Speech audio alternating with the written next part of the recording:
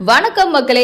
India மற்றும் இந்திய ஏ அணி இந்த ரெண்டு அணிகளுக்கும் இடையிலான பயிற்சி ஆட்டத்துல யாரு சிறப்பா செயல்பட்டாங்க அப்படின்ற அப்டேட்டை பிசிசிஐ வெளியிட்டிருக்காங்க. அதை பத்தி தான் இந்த வீடியோல டீடைல்டா பார்க்க போறோம்.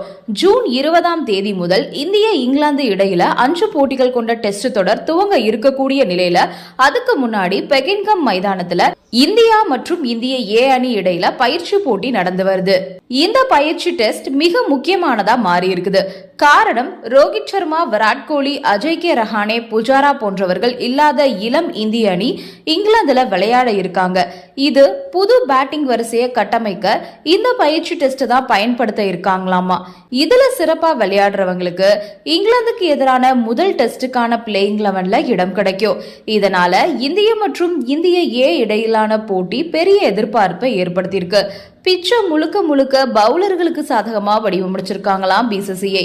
இதுல இந்திய அணி முதல்ல பேட்டிங் தேர்வு செஞ்சு களமிறங்கியிருக்காங்க.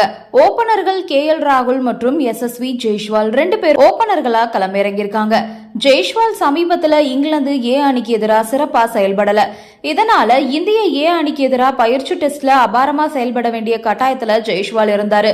ஆனா அவரு சொற்ப ரன்கள்ல ஆட்டம் இழந்தது பெரிய ஏமாற்றத்தை அளிச்சிருக்கு. ஜெய்ஷ்வால் இங்கிலாந்து ஏ அணிக்கு எதிரான பயிற்சி போட்டியில சரியா ஆடல அப்படின்றதுனாலதான் கௌதம் கம்பீர் அவரை தனியா கூட்டிட்டு போய் பேசியிருக்காரு. அதுவும் அந்த பேச்சுவார்த்தை ரொம்ப நேரமா நீண்டு இருக்கு அப்படின்னு தகவல் வெளியாகி இருந்துச்சு. இதனைத் தொடர்ந்து கேப்டன் சுப்மன் கில் மற்றும் மற்றொரு ஓபனர் KL ராகுல் 2 பேரும் தொடர்ந்து பார்ட்னர்ஷிப் அமைச்சிருக்காங்க. இந்த 2 பேரும் தொடர்ச்சியா அதிக ரன்களை குவிச்சு இறுதியில 2 பேரும் அரை சதமும் அடிச்சிருக்காங்கன்னு பிசிசிஐ தெரிவிச்சிருக்காங்க. இந்திய ஏ அணியில இடம்பெற்று பந்து வீசிய ஷர்துல் தாக்கூர் தொடர்ந்து அபாரமா பந்து வீசி விக்கெட்ஸை கைப்பற்றியதாகவும் பிசிசிஐ தெரிவிச்சிருக்காங்க.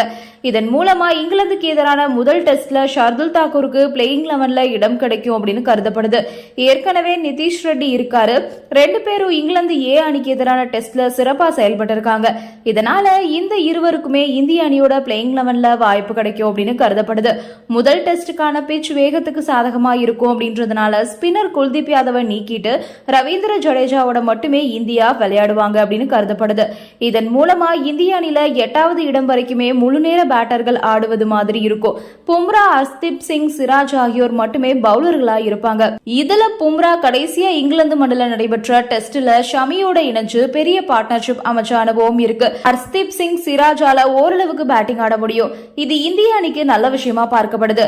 இந்திய டெஸ்ட் அணி இங்கிலாந்து மண்டல கடைசியா 2007 ஆண்டுல தான் டெஸ்ட் தொடரை கைப்பற்றியிருந்தாங்க. அப்போ ராகுல் டிராவிட் தலைமையில 1-0 அப்படின்ற கணக்குல வென்றிருந்தோம். கடைசியா இங்கிலாந்து சென்று டெஸ்ட் தொடர்ல பங்கேற்ற போது 2-2 அப்படின்னு தொடரை சமன் செய்ய மட்டுமே முடிஞ்சது அப்படின்றது குறிப்பிடத்தக்கது. நன்றி, வணக்கம்.